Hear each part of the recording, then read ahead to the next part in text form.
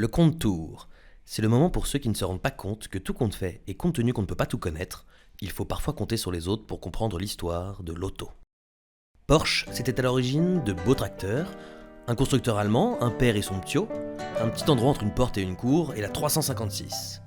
Et puis, un beau jour de 1963... 911, this is emergency operator 625. Aujourd'hui, on va vous parler de la voiture la plus titrée de l'histoire.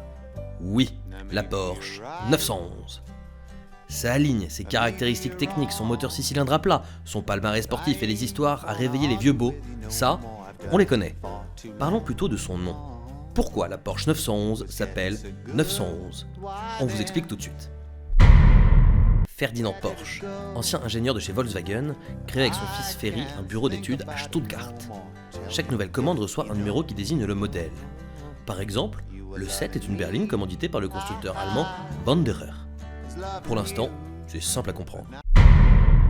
Le 8 juin, le 356e projet est achevé et donne naissance à la première voiture de série, portant officiellement le nom de la marque Porsche. Vous l'aurez compris, il s'agit de la Porsche 356. Jusqu'à là, c'est pas encore trop compliqué. La Porsche 911 déroge cependant au système, et la raison est simple comme bonjour, à condition de savoir compter. 356 x 2 égale 911. C'est bête comme tout.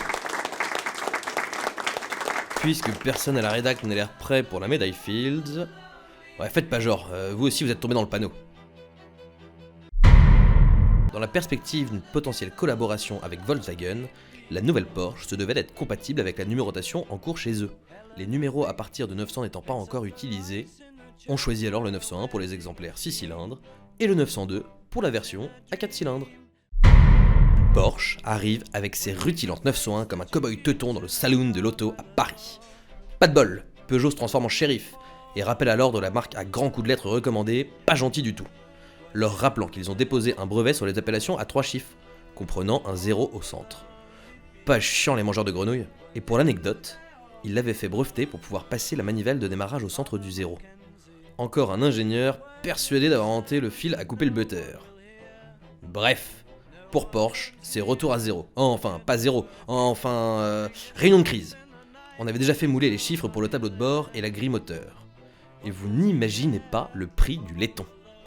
Alors, économie oblige, on double le 1 et on revend les 0 chez Peugeot. Mais je vous vois venir, petit pro que vous êtes. Vous connaissez l'anecdote. Et vous vous dites « Oh, trop naze, tout ça pour ça !» Sauf que vous n'aviez jamais noté que d'autres constructeurs utilisaient également le 0 central. Ah, bien vu, ça j'y avais jamais pensé, hein. Cette obstination de Peugeot à emmerder uniquement Porsche trouve son explication dans la grande histoire.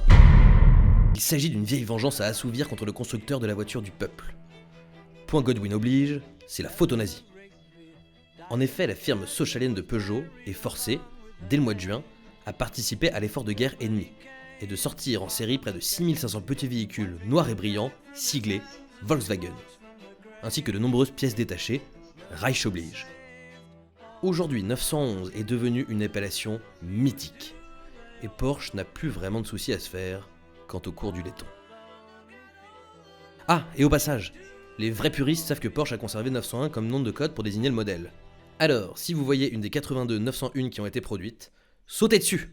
Déjà, ça emmènera Peugeot, et en plus, ça vaut une Il sera toujours temps de la revendre sur carprecium.com.